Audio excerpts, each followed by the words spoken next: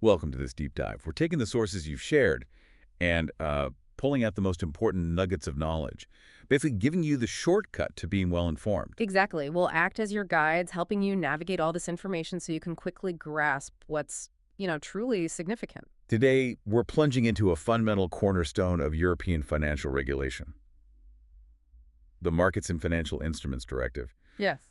pretty much universally known as MiFID. Yeah, MiFID. And your sources, they walk us through what it is, how it evolved into the, far-reaching MiFID too, and they really underline why it's absolutely central to understanding EU financial Right, markets. and investor protection, too. Oh, absolutely. Investor protection, and even, interestingly, supporting the crucial fight against financial crime. It touches a lot. So our mission, then, is to unpack this complex directive. It really does touch so much. Highlight the core elements that matter, understand its real-world impact, on firms and individuals, Mm-hmm.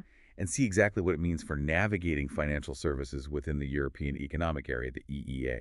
It's essentially a web of rules that shapes, daily interactions in the market. Okay, let's unpack this then. So right at the start, what's the fundamental purpose of MiFID? What was it trying to achieve? Well, at its core, MiFID is an EU directive.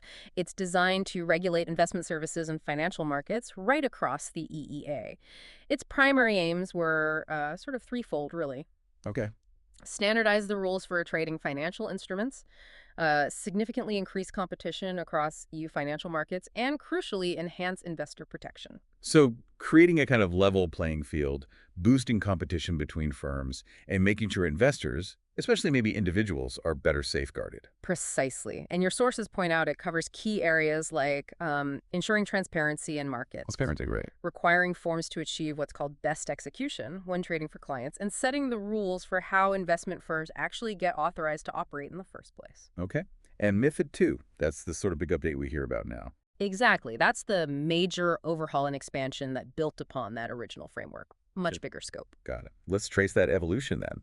MiFID didn't just, appear out of nowhere. Where did it come from? Right. Well, MiFID was first implemented back in 2007. It actually replaced an earlier and frankly less comprehensive piece of legislation called the Investment Services Directive, or ISD. ISD.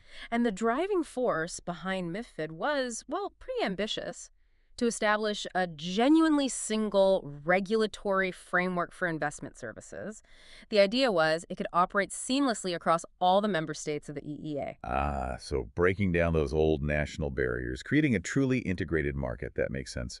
The initial aims sound broad then. Mm-hmm. Increase transparency, encourage firms to operate cross-border, Mm-hmm. strengthen investor protections, enforce that firms must act in clients' best interests, and standardize conduct rules across the board. Precisely.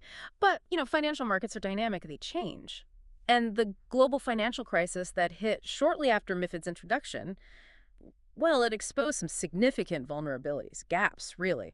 Gaps the original directive hadn't fully covered. Yeah, exactly. Things that needed tightening up. And that need for a more robust response, that's what led to MiFID 2. Absolutely. MiFID II, along with its sister regulation, MiFID, that's the Markets and Financial Instruments Regulation, they came into force in January 2018. Okay, 2018. And these were specifically designed as a direct response to those lessons learned from the crisis. The goal was much greater depth and breadth in regulation, really tackling those gaps. So MiFID 2 wasn't just a minor tweak. It sounds like a significant expansion of the rulebook. What were some of the major changes it brought in? Oh, it dramatically expanded the scope. A really key area was product governance. Product governance. Yep. This rule basically mandates that firms don't just sell products. They have to actively assess if a financial product is suitable and appropriate for specific clients, especially retail investors, who might not have that deep market knowledge. Right, so it shifts the responsibility onto the firm to make sure the product actually fits the client rather than just, hoping the client understands it all. What else changed significantly? Best execution requirements were seriously strengthened. Firms now have to take all sufficient steps, not just sort of reasonable ones, All deficient steps. Okay. to get the best possible result for their clients when executing trades. And that's not just looking at price. It includes factors like cost, speed, likelihood of execution, settlement, the whole picture. Okay, so adding layers to what best really means beyond just the headline price. Mm. And transparency rules were ramped up too, I gather. Massively. MiFID II introduced far more extensive transparency measures. We're talking detailed pre- and post-trade transparency, not just for equities like before, but also extending it to non-equity markets. So bonds, derivatives, structured finance products, much wider reach. Right, shining a light into corners of the market that were maybe a bit opaque before. Exactly. And this ties into the new trading obligations. Certain financial instruments now must be traded on regulated platforms. Must be, okay. Yeah, like regulated markets, RMs, multilateral trading facilities, MTFs, or the newer organized trading facilities, OTFs. The idea is to move trading away from those less transparent, over-the-counter bilateral deals. Got it. More on exchange, less behind closed doors. Precisely. And there were also crucial new controls put in place for algorithmic and high-frequency trading, HFT. Ah, yes, HFT. Definitely an area needing attention. Absolutely, requiring registration, rigorous testing, ongoing oversight for these automated systems, and finally the reporting obligations became much, much more granular. More detailed reporting. Exactly, and Hayes transaction reporting became absolutely critical. Firms have to report really detailed transaction data to regulators. Things like specific identifiers, ISINs for the instruments, LEIs for the legal entities involved. LEIs, right. Legal entity identifiers. Yeah, and highly precise timestamps for every single trade. Milliseconds matter. Wow. Okay, so when you put all those major components together, the product checks, tighter execution rules that vastly increase transparency, the platform requirements, HFT controls, and this super detailed reporting, what's the overall goal? What impact were they aiming for? Well, the objective, according to your sources, is pretty clear: to profoundly strengthen the integrity, efficiency, and overall stability of EU financial markets, making them more transparent, better supervised, and ultimately safer for everyone involved. Okay, now here's a connection highlighted in the sources that might not be immediately obvious. While MiFID's main focus is market structure and investor protection, it apparently plays a surprising critical role in supporting anti-financial crime efforts.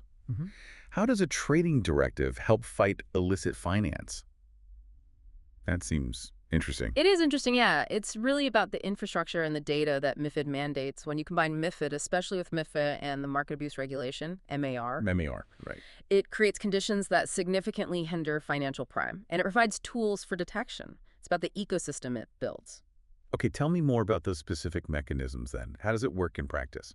Well, the increased transparency of transactions, for one, and the requirement to identify clients using those LEIs and other identifiers we just talked about, that dramatically reduces the anonymity that, criminals often exploit in money laundering or market manipulation schemes. Right. It creates a much clearer digital footprint for activity that wasn't always there before. Harder to hide. Exactly. And then there are the client categorization and suitability rules. Now, they were designed primarily for investor protection, but they also had friction. They make it harder for bad actors to easily misuse complex products or exploit vulnerable individuals for illicit purposes. It's another hurdle. Okay, an unintended but useful consequence. Kind of. And the rigorous record-keeping requirements demanding firms retain communications, trade data, sometimes for years, that provides an invaluable audit trail for regulators when they're investigating suspicious activity. So it builds this compliance and data foundation that regulators can then leverage for AML or anti-fraud purposes too. Yes, absolutely. Your sources also mention that MiFID encourages firms to implement robust surveillance systems. Now, these are essential for detecting market abuse, like insider trading or manipulation, but these same systems are also critical for identifying potentially suspicious transaction patterns linked to other financial crimes, especially in areas like, say, complex derivatives or perhaps less frequently traded securities where manipulation or layering techniques might be used. So the surveillance catches more than just market abuse. Potentially, yes. It improves overall market monitoring.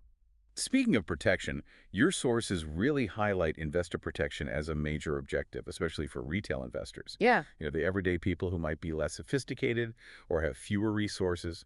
What are the concrete ways MiFID II actually beefs up protection for them? Yeah, this was a huge focus. A really big one is that regulators now have product intervention powers. Product intervention. Yeah, meaning they can actually prohibit or restrict financial instruments if they're deemed harmful to consumers. They can step in and say, no, you can't sell this anymore, or only under these strict conditions. Wow, okay, that's quite a power. It is. Firms also face much tougher disclosure requirements. They need to provide really clear, comprehensible, and timely information about products. That includes all associated costs, fees, risks, and presented, where possible, in a standardized format so people can actually compare things. So making absolutely sure investors get the full, understandable picture up front, not buried in jargon. Exactly. And the suitability and appropriateness tests are absolute cornerstones here. They ensure that any investment advice given or product offered genuinely matches the client's financial situation, their investment objectives, their knowledge, their experience. It has to fit them. That sounds critical. It is. And for advisors who claim to be truly independent, MiFID imposes really strict obligations. They have to assess a wide range of products from right across the market, not just a limited selection, and they have to proactively manage or completely avoid conflicts of interest. Right. That distinction between independent advice and, say, advice tied to specific products is really important for investors to understand. Absolutely. And all these layers of protection, they're designed not just as, regulatory hurdles for firms, but fundamentally to build trust, build confidence by ensuring that individual investors interacting with the market are treated fairly and have the information they need to make informed decisions. Okay. Now, MiFID is an EU directive, covers the EEA. So naturally, there are significant cross-border implications. How central is MiFID to firms that want to operate across different European borders? Oh, it's absolutely foundational. MiFID is the core, really, of the passporting framework. Passporting, right. Heard that term. Yeah. This allows an investment firm that's authorized in just one EEA member state to basically passport those services. They can offer them throughout the entire EEA block without needing separate, often costly authorization in every single country they want to do business in. That sounds incredibly efficient for business expansion within the single market. Huge benefit. But you mentioned challenges earlier. What kind of compliance hurdles does this passport system create, particularly now? Well, it creates complexity, especially for firms outside the EEA who are looking to access the market. Your source uses the example of the UK post-Brexit. Oh, yes. Third country firms, like those in the UK now, often need to meet specific equivalence standards set by the EU to gain access or provide certain services. And achieving equivalence, well, it can be technically demanding and sometimes politically sensitive, too. So that automatic passport isn't necessarily granted anymore if you're coming from outside the EEA. Depends on equivalence. Correct. It's a different regime. And even for large multinational firms operating both inside and outside the EEA, it creates a significant challenge. They need to align their internal policies, their systems, their controls to meet diverse, sometimes even conflicting regulatory requirements. They have to ensure MiFID compliance is absolutely consistent everywhere they operate within the EEA. That sounds like a massive coordination effort for a global bank, for instance. It really is. And then there's the ongoing effort among the national regulators themselves, the NCAs, National Competent Authorities. They're constantly working towards supervisory convergence, basically trying to ensure MiFID rules are interpreted and enforced consistently across different countries. Right. Trying to make sure the rule book is applied evenly, no matter which national authority happens to be supervising the firm. Leveling the playing field for supervision, too. Exactly. And there's a growing emphasis now on enhanced cooperation, harmonized implementation practices, and, crucially, cross-border data sharing precisely to support that goal. Effective, consistent supervision and enforcement across the whole single market. Makes sense. So for a financial firm navigating this landscape day to day, what does MiFID compliance actually look like? What are the practical things they have to do constantly behind the scenes? Well, it involves a lot of detail and process, as you can imagine. Firms need to implement really rigorous client onboarding procedures. We're talking beyond just collecting ID documents. They need to gather detailed information about the client's financial situation, their investment knowledge and experience, risk appetite, objectives. Right, that all feeds directly back into those suitability and appropriateness checks we talked about. Exactly, it's all linked. They also need real-time monitoring and pretty robust systems to handle the sheer volume of transaction data for that accurate and timely reporting to regulators, using those specific identifiers, LEIs, ISUSINs, timestamps. And you said timely, so that's not like a weekly batch job, is it? Oh no, often it needs to happen very quickly after the trade, Yeah. T+1 or even faster in some cases. So significant tech investment is definitely needed just for that reporting piece. Right. What else? They also have to conduct ongoing reviews under those product governance rules, continuously assessing the products they offer, especially the complex or high-risk ones, to make sure they remain appropriate for their target market segments over time. things change. Okay, so it's not a one-off check. Definitely not. And internally, they have to align all sorts of processes. Everything from how they manage outsourcing arrangements, how staff are incentivized, crucially, making sure remuneration doesn't encourage pushing unsuitable products, Hmm. and maintaining really robust frameworks for identifying and managing any potential conflicts of interest. It sounds like it really permeates every level of the organization, from the frontline staff dealing with clients right up to senior management and compliance. It absolutely does. And continuous staff training on all these obligations, plus regular internal governance audits, are essential to make sure it's all working. These practical steps, they're not just about ticking regulatory boxes. They genuinely support better risk management and embedding ethical conduct within the firm's culture. Okay, looking ahead then, how strategically relevant will MiFID, particularly this MiFID II framework, remain in shaping European finance? Is it still the main game in town? Your sources strongly indicate it continues to be a foundational force, yes. MiFID II significantly restructured how investment firms operate, how they report data, how they interact with clients. That core structure isn't going away anytime soon. And the core principles underpinning it. Those seem set to stay too. The directive's strong emphasis on data, on robust governance, and fundamentally on putting investor protection first, that will undoubtedly remain central. And perhaps even more pertinent as financial crime methods become more sophisticated, often relying heavily on technology. Ah, interesting. So the transparency and the data trails mandated by MiFID, they become essential tools for tackling these evolving tech-driven threats. Precisely. The framework built for market integrity also becomes, in effect, a key part of the toolkit against future financial crime typologies. And the sources mention potential future changes to MiFID itself. Yes, they suggest future revisions are likely. Areas that get flagged include maybe further enhancements to transparency rules, potentially integrating ESG, environmental, social, and governance considerations more formally into disclosures and product governance. ESG, right. That's everywhere now. It is.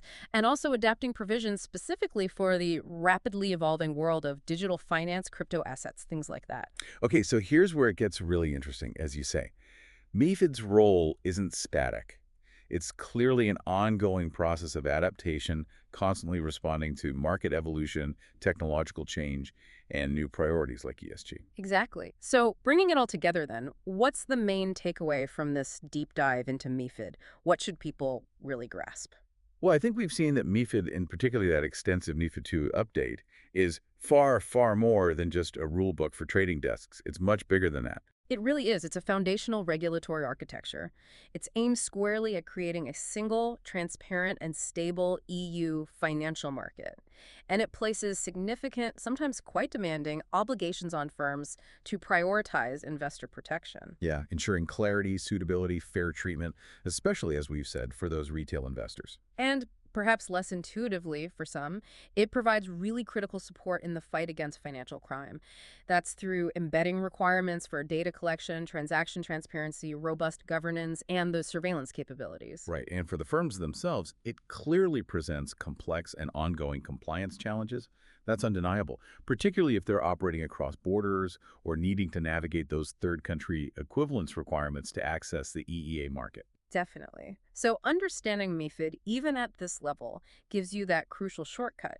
It helps you stay well-informed about the core regulatory forces that are governing financial markets in Europe and really influencing their future development.